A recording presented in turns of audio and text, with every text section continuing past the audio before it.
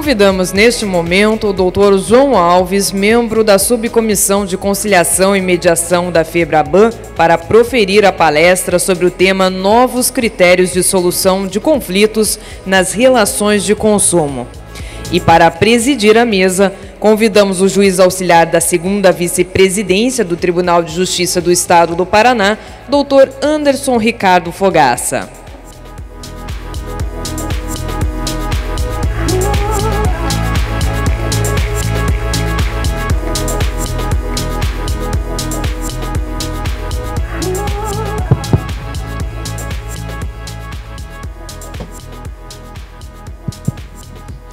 Boa noite a todos. Estamos aqui com o Dr. João Alves Silva, da FEBRABAN, e conheci ele há pouco tempo ali em São Luís, num outro congresso do FONAMEC, e de lá até surgiu o convite para participar conosco aqui do FONAGE, e descobri agora há pouco também que ele é co-criador e participou do desenvolvimento da plataforma consumidor.gov. Então, nós temos alguém aqui que participa ativamente da plataforma diariamente. Então, o Dr. João Alves Silva é advogado, professor e consultor jurídico, especialista, mestre e doutor em Direito, professor do curso de Direito da Universidade de Fortaleza e professor convidado em universidades no Brasil e no exterior.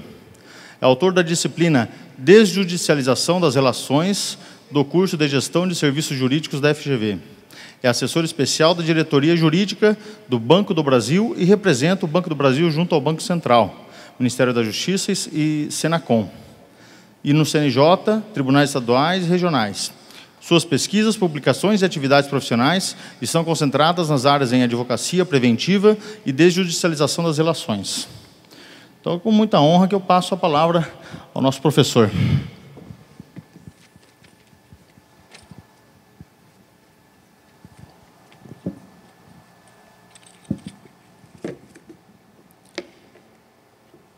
Deixa eu marcar meu tempo aqui, porque eu vou tomar o exemplo do Eric, fazer uma velocidade de Fórmula 1, viu, Eric? Agora você vai se arrepender, né, do lento que você foi.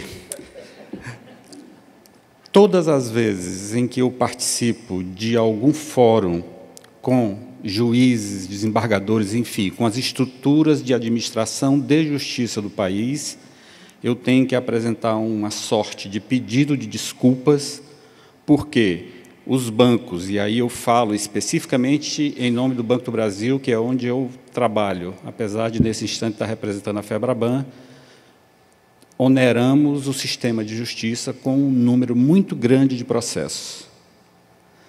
Sendo parte do problema, nós também devemos ser convidados e participar dos critérios de solução para a desjudicialização das relações. Essa é uma perspectiva que eu estou apresentando aqui, e eu quero pegar aqui esse negócio para a gente andar mais rápido. Bom, na ideia de correr, todas essas questões que estão aí, elas se resumem a um único sentido e alcance. Só fará sentido nós sabermos qual é o lugar da prevenção, os equívocos da perspectiva tradicional que apostam na edição de novas leis, quando nós não as necessitamos, porque nós temos a Resolução 125, o novo CPCI-A 13.140, que já dão todo o suporte normativo. O Eric explicou muito bem aqui a integração do supersistema CPC ao subsistema dos juizados especiais, nos indicam que nós não tínhamos problema, nós tivemos um reforço de perspectivas normativas, então temos todo o espaço suficiente para avançar sem necessidade de edição de novas leis. Eu falei no FONAMEC lá em São Luís que quem estiver acreditando que uma nova lei vai ajudar a desjudicializar, pode pegar esse corredor aqui e sair, porque não vai para lugar nenhum. A questão não é de produção normativa, a questão é da ação estratégica. É o que a gente pretende tratar um pouco aqui. Tá?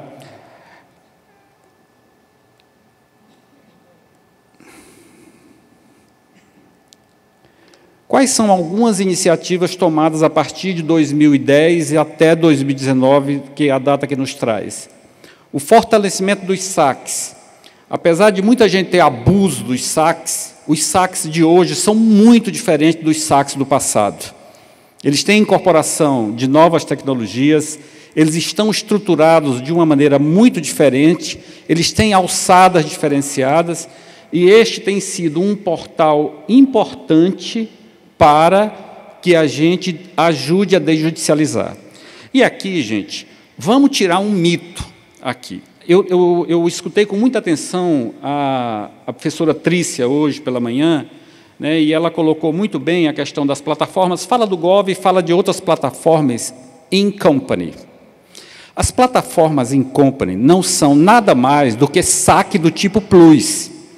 E aí nós temos um problema que é o seguinte, o cara diz, mas tem uma empresa nos Estados Unidos. Eu sou muito cauto na hora da gente fazer a importação de modelos que funcionam em sociedades com estruturas econômicas, políticas, etc., etc., para uma realidade brasileira.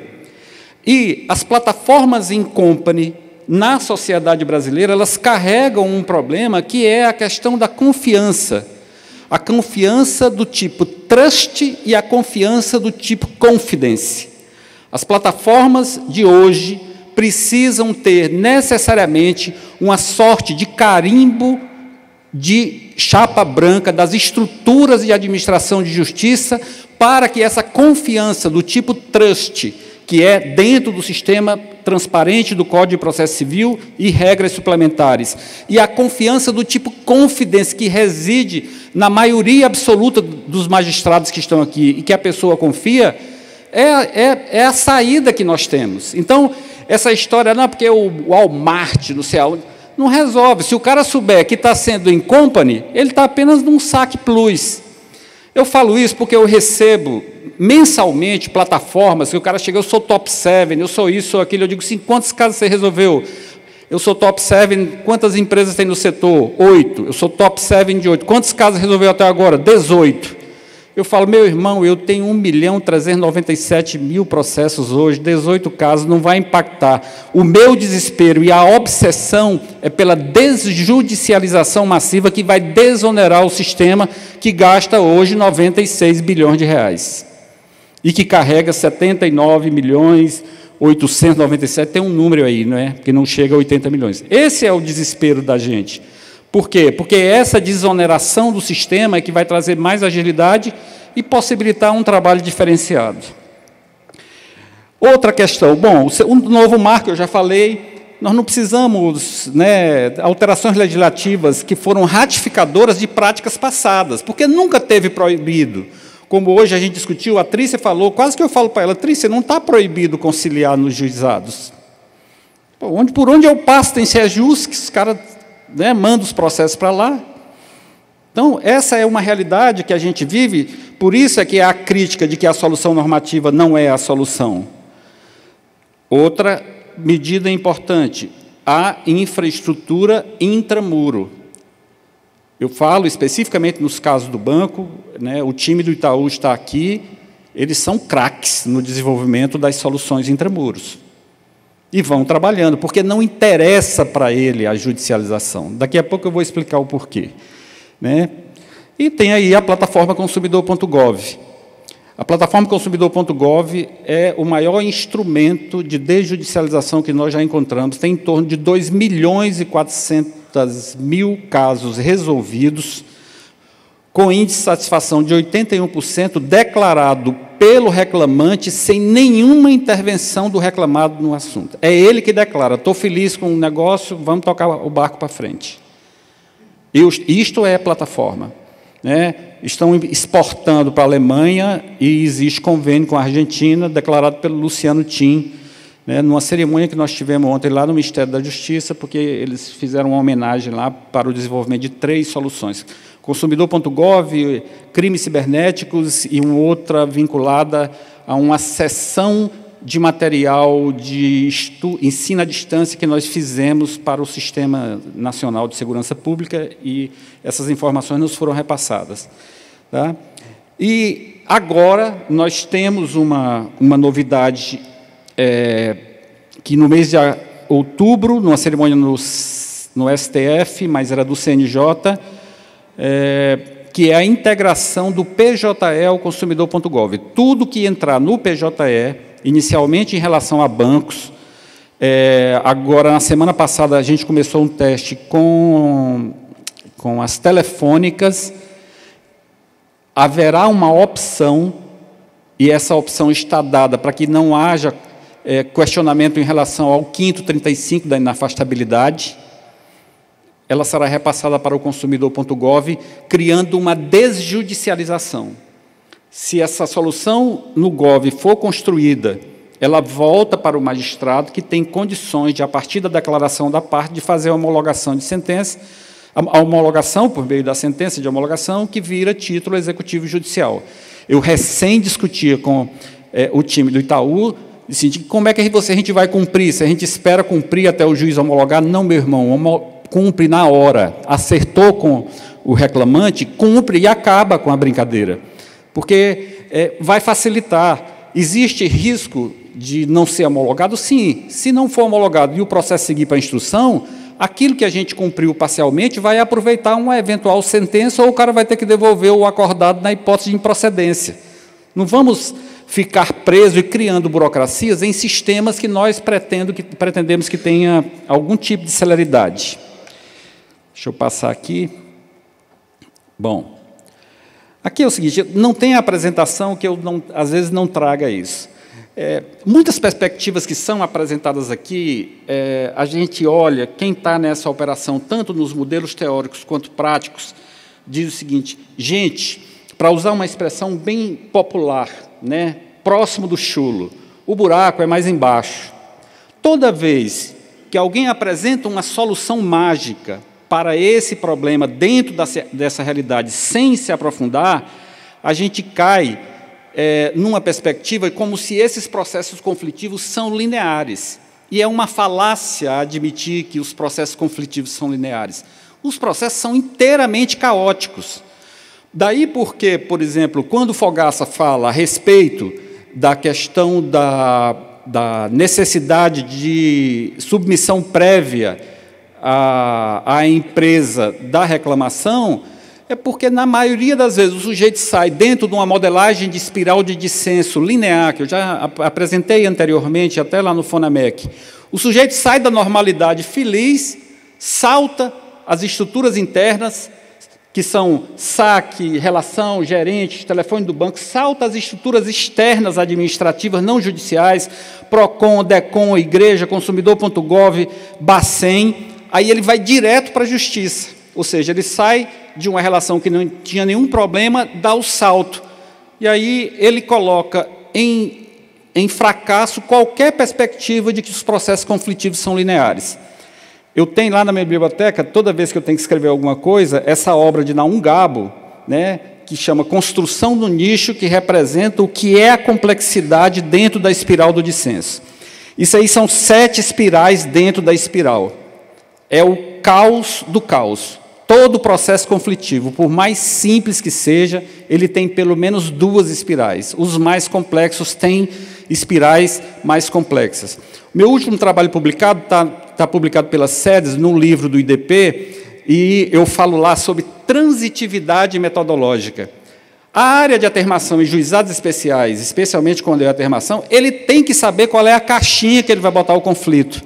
Eu não boto o exemplo de banco lá, porque eu trabalho em banco. Eu boto o exemplo de uma pessoa que tem 2 filhos, vai buscar, nos clássicos escritórios de prática jurídica, a investigação de paternidade acumulada com pensão alimentícia, quando o marido ou o companheiro está preso e os meninos estão precisando estudar. E que é uma questão da ação social, não é uma questão da justiça. E aí a gente simplesmente taca a ação, né, para ser processada, em coisa que não vai dar absolutamente nada, e o número de processos só aumentando. Então, isso aí está lá na biblioteca. Toda vez que eu vou escrever sobre esse tema, no plano das universidades e teóricas, aí eu dou uma olhadinha e digo, bom, o buraco é mais embaixo, vamos escrever que preste, porque senão vai dar errado. A gente vai fazer recomendações, muitas vezes, no campo das falácias. Bom, Os números, vamos aqui, porque eu já estou para encerrar. Eu tenho aí o hiperlink, esse primeiro hiperlink, mas é só para dizer que são 78.691.931 processos. Tá? Então, essa é a realidade que dá em torno de R$ 1.100 de custo de carga para o sistema ano. Por enquanto, sempre números de 2018. E aí vem a velha máxima, os custos do processo. Lodverek tem estudo sobre isso. Eu estava lendo num livro do professor Eduardo Dias, publicado semana passada, sobre um estudo que ele fez no TJDFT, em que ele diz o seguinte: faz sentido o custo de carga do processo ser superior à pretensão? É mais barato para o Estado indenizar a pretensão na partida do que fazer o processamento? Ou o Estado pode encontrar medidas pré-processuais, há exemplos de plataformas que estão aí à disposição das pessoas, plataformas públicas, chapa branca gratuita, ok? Não é plataforma que o sujeito tem que fazer, pagar, plataforma pública, chapa branca e gratuita. Ou nós não deveríamos mandar derivar para situações pré-processuais? No debate da Lei 13.140, eu participei pessoalmente, porque eu represento o Banco do Ministério da Justiça e também na Estratégia Nacional de Judicialização. A Lei 13.140 foi capitaneada pelo senador Ferraço e por um rapaz chamado Flávio Caetano, que era o secretário nacional de Justiça do Ministério da Justiça, e a gente foi para dentro do Congresso Nacional. Aqueles primeiros 30 artigos a gente leu indo e voltando, de cima para baixo, de tudo quanto é jeito. O grande debate que aconteceu naquela lei, para não colocar a obrigatoriedade, porque a gente temeu que ia encher de adinha a lei, que não ia passar nem na CCJ, porque esse negócio da judicialização, ele tem um bocado de inimigo oculto, que a gente às vezes não sabe onde eles estão e fica aí querendo encher esse sistema, porque esse sistema é útil para aproveitar as externalidades negativas dos custos de cargas, questões de ordem econômica. E nós não podemos capitular diante de uma situação dessa, fazendo movimentos que não resolvam a obsessão que nós precisamos resolver, que é reduzir o estoque, porque reduzir o estoque você reduz custo. Esse é que é o problema. E aí, gente, eu escuto aqui e acolá a questão da cooperação, né? Chega a dar para tremer na cadeira, né? Por quê? A gente vem trabalhando há muito tempo, né? Assumo, façam meia-culpa em nome do Banco do Brasil. Claro que em nome dos demais bancos eu não faço diretamente, eu deixo que eles façam isso. Se eu sou parte do problema, eu sou parte da solução. Tá? Eu vou pedir ali para os meninos da mesa passar mais 2 links aí. Pode dar um... Ah, tá, eu dou o Enter aqui, porque vai precisar abrir um hiperlink. Vamos pegar, nós iniciamos o nosso trabalho em 2010. Eu não sei quando o Itaú iniciou o trabalho dele, nem perguntei, foi uma data mais ou menos parecida. Mas o que ocorreu? A partir de 2010, a gente pode estabelecer uma métrica. Eu quero que ele abra aí o hiperlink. Eu tenho um número de processos ali em torno de 150 hoje. Bom, pode passar, que essa lista aí não interessa muito, não. Tá? Olha o que aconteceu com o estoque. Banco do Brasil. 658, eu tenho 200, mas passa a próxima, porque eu não tenho mais 200. Pode passar. Eu estou com 157 mil processos, e eu ainda acho que é muito. E dentro das estruturas do banco, eu disse, enquanto não baixar de 3 dígitos, eu não converso e nós não vamos tirar o pé do acelerador. Quando chegar em 99.999, a gente senta e discute uma nova estratégia. A gente vai ter que bater abaixo de 100 mil processos para a gente rediscutir uma estratégia. Isso representa retirar do sistema 77% dos processos judiciais, em juizados especiais, porque nós estamos tentando fazer o dever de casa. Detalhe, muito se escuta sobre a questão do uso da tecnologia. Eu sou um sujeito completamente analfabeto em tecnologia. Quando o meu monitor não liga, como eu tenho um rapaz lá que me ajuda, o Jeová, eu digo, ei, Jeová, vem ligar o monitor aqui que não está ligando, não. completamente analfabeto. É claro, mas que a decisão estratégica e o desenho de fazer a conexão entre 2 fios de bigode para desenvolver o Gover foi nós que fizemos. Está escrito, teoricamente, um item de um capítulo da tese de doutoramento. Chama o sujeito para desenvolver. Meu irmão, desenvolve igual comprar uma passagem na Gol, bem simplesinha, no tempo que a Gol estava entrando no modelo de low cost. Então, essa é a lógica. Aí eu escuto, bom, mas é porque a inteligência artificial, os dados enriquecidos, a LGPD, a gente vai daqui a pouco ter o computador fazendo o projeto de sentença e o mundo vai se acabar e nós vamos ter que mudar. Isto não vai acontecer rapidamente. Quem está dizendo para você é um especialista que tem contato com esse tema há muito tempo e em uma empresa que tem soluções estratégicas avançadíssimas no campo da inteligência artificial. Vai acontecer daqui a 10 anos? Sim. E o que é que nós vamos fazer durante esse período? Nós vamos ficar parados ou nós vamos trabalhar para diminuir os estoques e dar mais eficiência para dentro do sistema?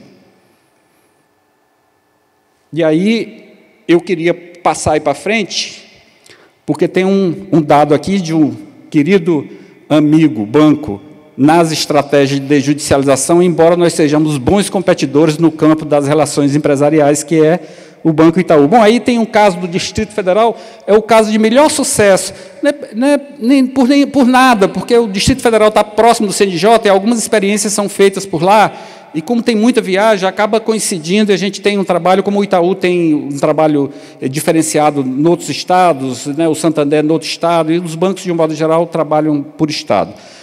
Pode passar aí mais um pouquinho. Bom, esse é o estoque mensal, né, do DF, que a gente diminuiu de... O número de 2003 era perto de 14 mil ações. A gente chegou agora a 1,7 mil. Pode passar. Sou eu que passo. Abre aí, porque eu quero que abra o Itaú, porque essa apresentação é por hiperlink. Abre o Itaú. Olha aí que legal os números do Itaú. Claro, a gente tem que considerar a coluninha laranja. Olha lá como é que ela desce, na mesma proporção. Eles fazem um excelente trabalho. É muito, gente. 85 mil processos? Eles têm as milhões de transações? Tem. Ele tem uma característica diferente, sim, mas aí tem muito trabalho no esforço de desjudicialização. E agora eu queria voltar para a apresentação, porque tem uma última tela para a gente não ficar apenas olhando para o retrovisor e para o passado. Tá? Pode passar, pode me colocar logo todas, deixa eu ver aqui. Aí está bem. Alguns olhares para o futuro. Não existe só um olhar para o futuro. Não é inteligência artificial, não é tecnologia, não é nada. São alguns olhares para o futuro. A cooperação como critério para a desjudicialização. Se eu sou parte do problema, eu quero ser parte da solução. Então, banco desjudicializa melhor quando tem pauta concentrada. Banco vai desjudicializar melhor se aplicar o 334 do CPC corretamente. E por que tem que ter pauta concentrada? Porque na pauta concentrada eu tenho condições de colocar os melhores prepostos, as pessoas que resolvem mais. Porque o banco tem dinheiro, mas é uma desgraça. Quando vai gastar 5, 10, 15 reais, tem que fazer orçamento para tudo quanto é lugar. Porque eu estou tratando só com especialista em dinheiro, não tem coisa fácil.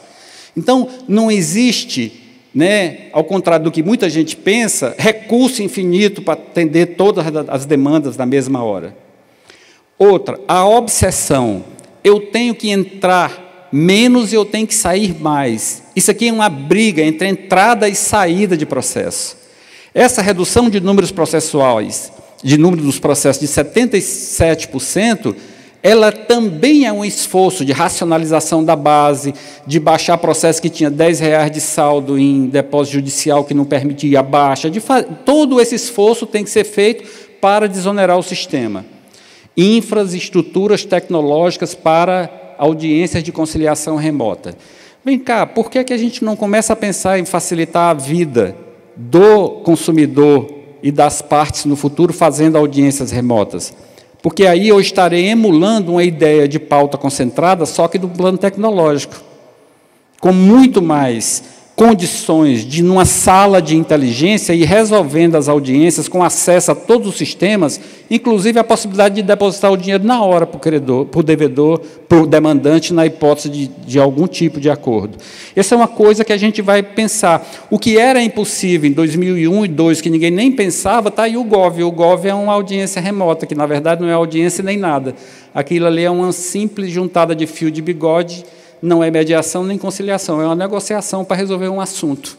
E as pessoas ficam felizes. Por que eu vou ficar brigando por nome? Eu quero é que resolva. O nome do negócio lá devia ser resolve, né? Não devia ter nenhum nome técnico, teórico. A integração mais avançada do PJE SAGE com consumidor.gov e outros, eu até passei uma mensaginha de WhatsApp para a minha querida amiga doutora Luciana, lá do TJDFT, que é uma pessoa que tem sofrido muito nesse trabalho, porque ela está servindo lá de cobaia. O TJDFT é um tribunal muito bacana na organização. Os juízes são duros danados, né? Mas, na hora de resolver a organização, eles são bons de ajudar a resolver. O que a doutora Luciana diz aqui? Ó? Eu perguntei, doutora Luciana, diga-me algo atual, novo, de ontem, sobre a expansão do GOV. Né? Expansão para as empresas de telefonias está apenas aguardando os ajustes tecnológicos a serem feitos pelo CNJ. No TJ, ainda enfrentando dificuldades técnicas, mas os bancos têm acompanhado de perto. Ontem mesmo recebi a notícia de um caso do bebê que foi resolvido. Na hora que essa estrada da integração do PJE com o consumidor.gov estiver bem azeitadinha, e este é o teste que a gente está finalizando, o TJDFT, em razão da proximidade do CNJ, resolveu aceitar esse desafio, aí a gente vai fazer um programa de expansão.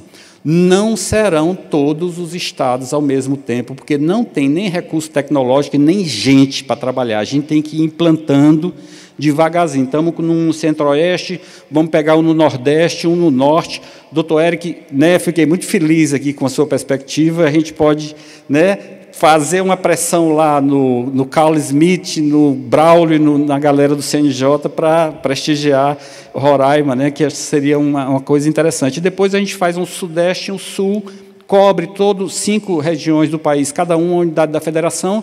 Nós vamos fazer as curvas de aprendizagem necessárias para uma atuação eficiente, podemos andar com essa integração. Poderão existir outras integrações? Sim, sem dúvida. O resto das 535 empresas precisam entrar? Precisam. Vai ajudar? Vai ajudar muito. Vai ajudar muito. Ah, mas não me importa, porque no meu JEC processa em 2 meses. Gente, esse negócio desse discurso ele é cheio de falácia, porque daqui a pouco o JEC processa em 2 meses gasta 1 bilhão por ano. E o sistema todo só gasta 90 milhões. Nós precisamos ter um olhar crítico sobre esses números que a gente fala. Precisa ter muito cuidado. Porque senão a gente fica com um argumento falacioso só para poder convencer em torno de uma ideia que não é verdadeira. A gente precisa botar, né, as cartas à mesa com muita tranquilidade, inclusive trabalhar com os números oficiais do CNJ em números, que são os números com os quais nós estamos trabalhando aqui. Né? E aí eu não quero gastar mais aqui o francês, mas tem um novo link aqui sobre um projeto piloto que nós estamos desenhando. Pode abrir ele aí, passa. Já que eu já falei, vai abrindo. Tribunal de Justiça do Estado de Ceará. O Estado, pode avançar, o Estado tem 3% do PIB e 1% da carga de processo do CNJ. É 1,3 alguma coisa. Eles têm 1 milhão e pouco de processos, considerando tudo. Avança a tela, porque nós estamos aqui no FONAGE e eu tenho que falar. Lá eu sou réu em 4.772 processos. A gente está buscando um tribunal, né? E aí esse dado foi levantado ontem, e eu falei, eu preciso levar alguma coisa para o pessoal do FONAGE.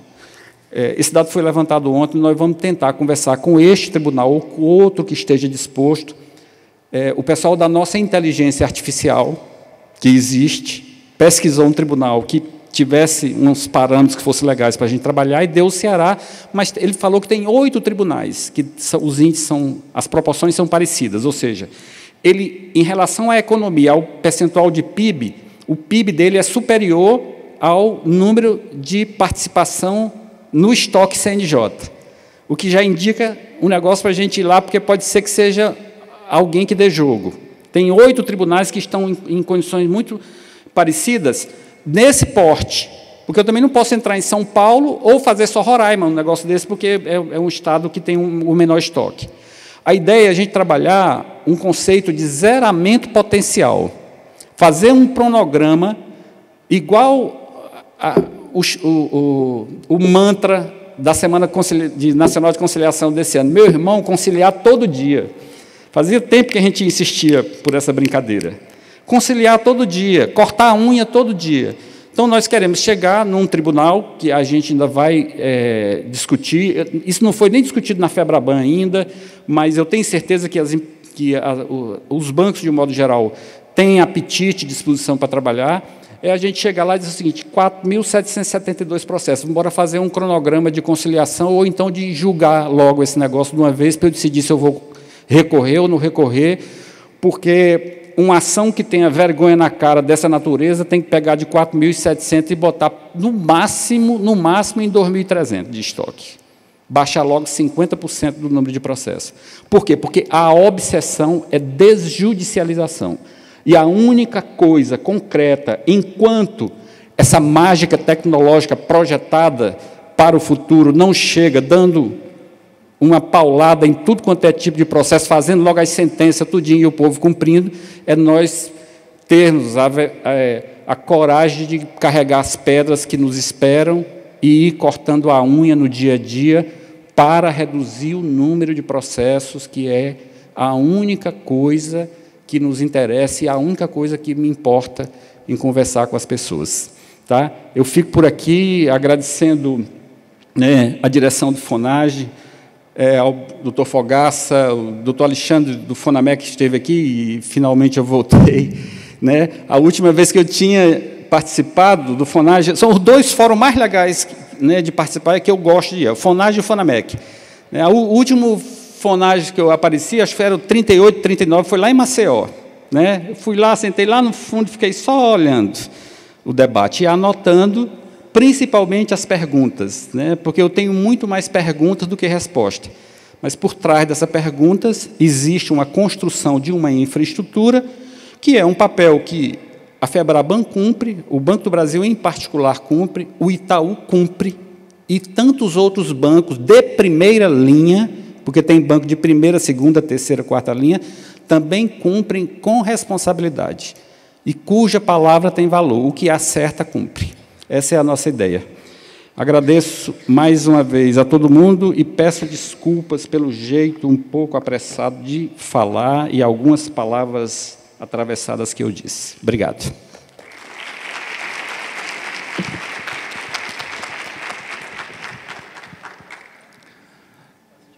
Tá. Fico muito satisfeito em ouvir a exposição do Dr. João. Nós, aqui no Paraná, firmamos o termo de cooperação com o Luciano Tim, secretário nacional do consumidor, para estímulo ao uso da plataforma consumidor.gov.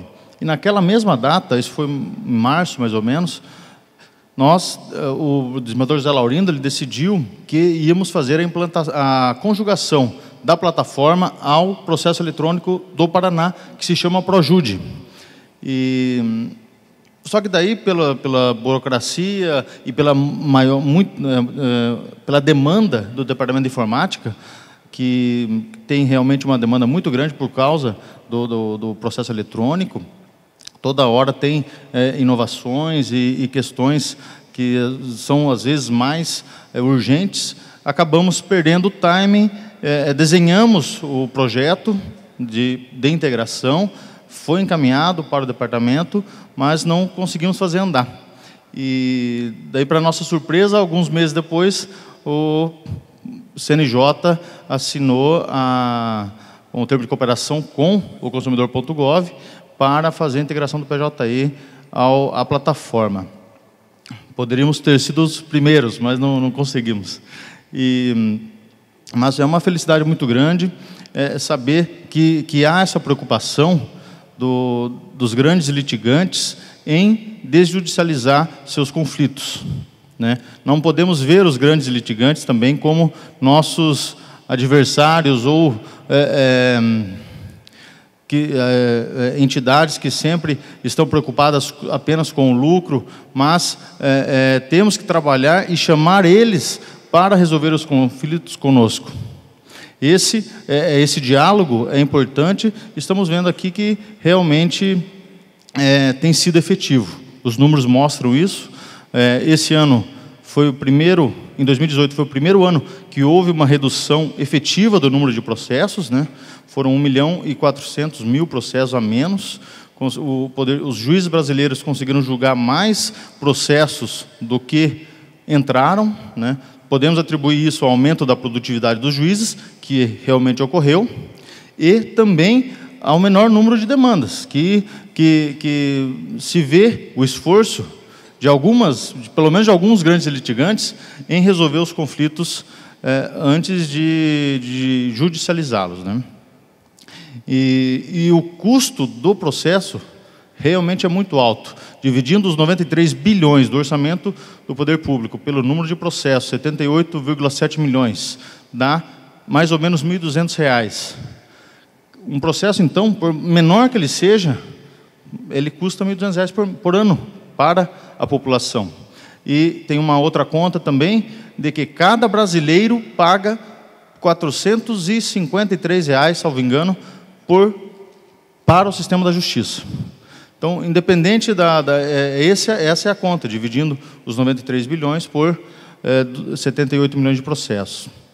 Mas ainda é um número menor do que o ano de 2017. Tudo isso está lá no Justiça em Números, é um relatório muito interessante de se ler, para nós aprendermos e verificarmos como que é a justiça brasileira, né? Então é isso.